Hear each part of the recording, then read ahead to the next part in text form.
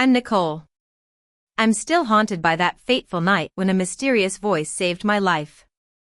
It's a story I'll never forget, and I'm here to share it with you. It was late, and I was driving home after a grueling 16-hour shift at the local hospital. I grew up in a small town in northern Pennsylvania. My parents, Tom and Linda, were hard-working folks. Dad was a mechanic, always tinkering with cars, and Mom was a schoolteacher. They were strict but loving, always emphasizing the importance of hard work and honesty. My younger brother, Ethan, was always worried about me driving home late from the hospital. The drive home was usually a peaceful routine. I knew every curve and turn of the 30-mile route through winding back roads and wooded highways with hardly any streetlights. It was like a well-rehearsed dance. That night, the air was cold, and a thin mist swirled in my headlights. The radio played a soft country song as I sipped lukewarm coffee from my travel mug. My phone was on the dash, charging, and connected via Bluetooth so I could talk to Ethan. "Long night again?" he asked, his voice cutting through the low hum of the car. "Brutal," I replied with a tired laugh. "We had 3 emergency admits after midnight. I'm running on caffeine and prayers right now." He chuckled. "You sound like you're about to fall asleep. Do something to stay awake." "You're scaring me." "I'm fine," I said, forcing a smile. "I'll be home in 40 minutes. Promise." The first half of the drive was uneventful. It was just me, the fog, and the empty road. The trees on both sides leaned in, their bare branches creating dark arches over the asphalt. I could hear the hum of the tires against the pavement. But then, halfway home, the radio suddenly cut off mid-song. Static filled the car for a few seconds before the speakers went silent. I frowned and glanced at the radio. And then, out of nowhere, a calm female voice came through my car speakers. "Turn around. This is not the correct route." My hands froze on the wheel. I hadn't even opened the GPS app, and my phone was locked with a dark screen. Yet the voice was clear as day. "Ethan, did you hear that?" I asked, but his line was silent. I checked the Bluetooth connection, it was still on. I called his name again, but there was no response. The voice spoke again, "Turn around. This is not the correct route." My chest tightened. I wasn't lost, this was my usual route. I unlocked my phone to see if the GPS had somehow activated itself, but there were no open apps, no alerts, and no messages. I laughed nervously and thought it was just a glitch. A second later, Ethan's voice came back. "Nicole, you still there? What's going on?" I exhaled in relief. My GPS just turned on by itself or something. It told me to turn around. He laughed. "Creepy. Maybe your car is haunted." "Yeah, maybe," I said, trying to sound calm. "I'm just tired. Probably some glitch. I'll get some sleep when I get home." I hung up and turned the radio back on. For a few minutes, things seemed normal, but that strange chill in my chest remained. The fog ahead was getting thicker, and I slowed down. My headlights barely cut through it. Then, once again, the radio went silent. This time, the voice said, "Please trust me. Keep driving." My hands froze on the wheel. The tone was softer, almost pleading. My pulse quickened, and I whispered to myself, "What is happening?" I reached for my phone, but the screen stayed black. The car felt colder, as if the air inside had changed. The voice came back a third time, "Keep driving, Nicole. Please trust me." My heart truly started to race because no one should have known my name. I knew I hadn't connected my phone to any navigation system, and my Bluetooth was only for calls. I tried to steady my breathing and checked my phone again. The screen was blank, and pulling out the charging cable didn't change anything. The voice went silent for a few minutes. I told myself it was a coincidence, maybe interference from another Bluetooth device or just exhaustion playing tricks on me. But my instincts told me something was wrong. every hair on my arm stood up. The fog thickened, and the world outside turned gray and shapeless. My headlights barely reached 20 feet ahead. Then the voice returned, "Do not take the next turn." The road split just a few hundred feet ahead, and my usual route home turned right. The voice said again, firmer this time, "Do not turn. Keep straight." This made no sense. Turning right was the only paved road back to my town, while going straight meant taking an old service road into the woods, a road I hadn't driven in years. "Who are you?" I said out loud, but there was no response. As I reached the fork, my headlights illuminated a worn green road sign, Route 14. The right turn looked familiar and safe. I could almost picture the little gas station a few miles ahead where I sometimes stopped for coffee. I gripped the wheel, ready to turn. That's when the voice screamed, "Nicole, keep straight." I jumped and instinctively jerked the wheel back forward and hit the gas. As I sped down the narrow, uneven service road, gravel pinged against my tires. After a few seconds, I dared to look in my rear view mirror. There were headlights on the main road right where I was about to turn. They weren't moving, just sitting there. It looked like a black SUV, and as I stared, I realized there were two sets of lights, one parked behind the other. The voice came again, softer now. "You are safe. Keep driving." I swallowed hard and pressed the accelerator. My phone buzzed suddenly, and a message appeared on the screen, 2 miles. Please trust me. I was so confused. A part of me wanted to pull over, but something deep in my gut told me to keep going. As I drove, the road twisted and narrowed, and the woods closed in around me. Then, in the distance, I saw flashing blue and red lights through the fog.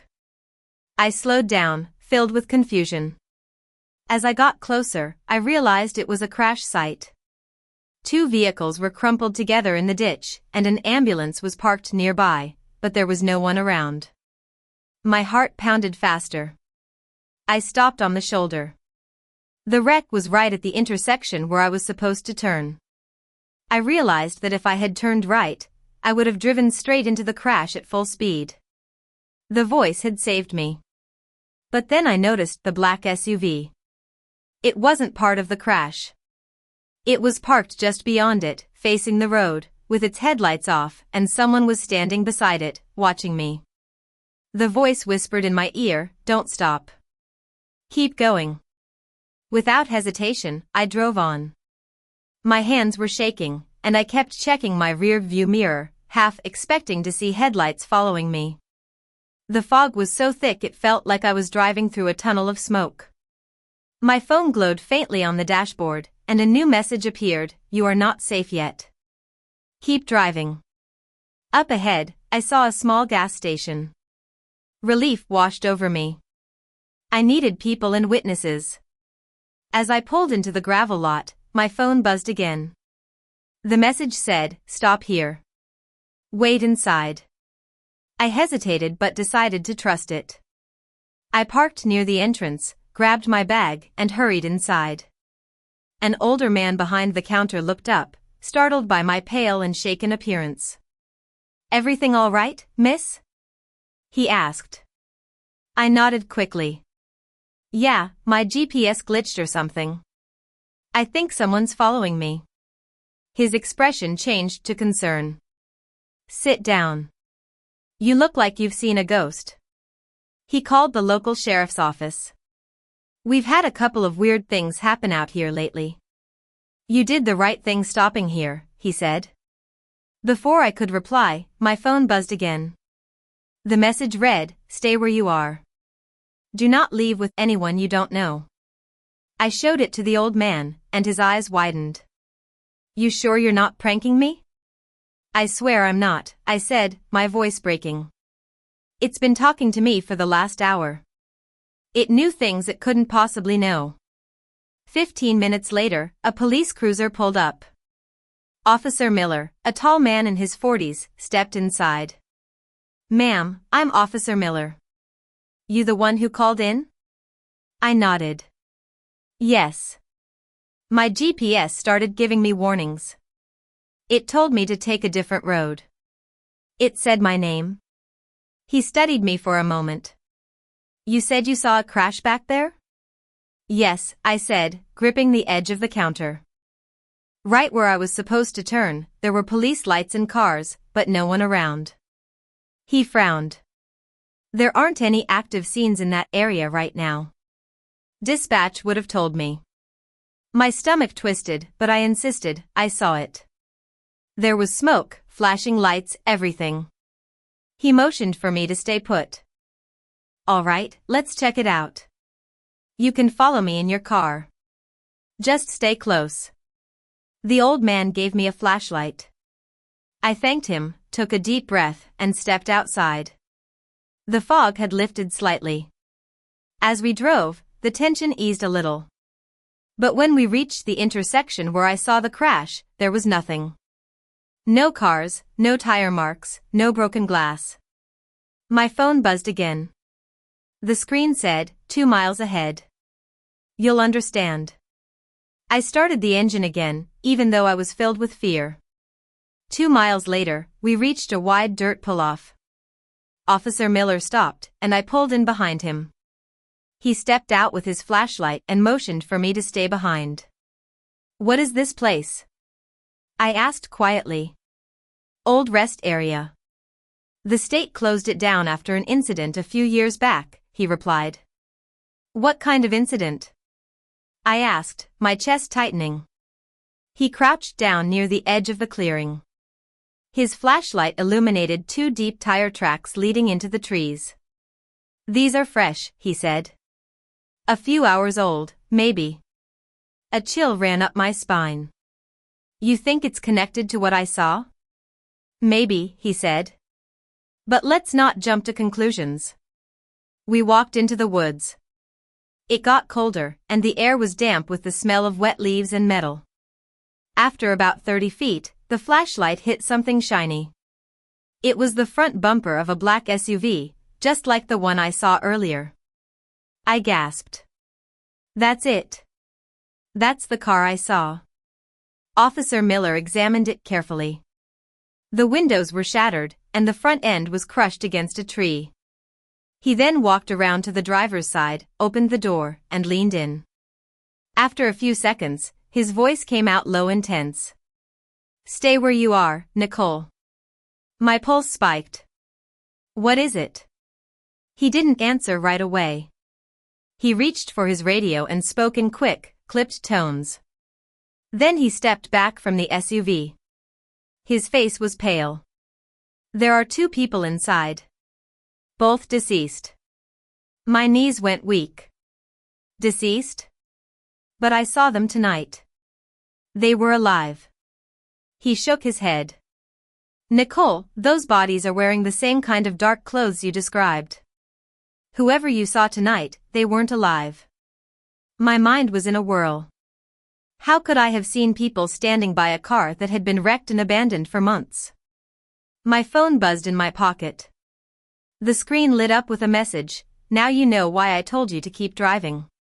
Officer Miller noticed the glow from my phone. Is that the same message source? I nodded, my voice barely above a whisper. It's like it's been watching everything. He stared at the trees. You should go home, Miss Thompson.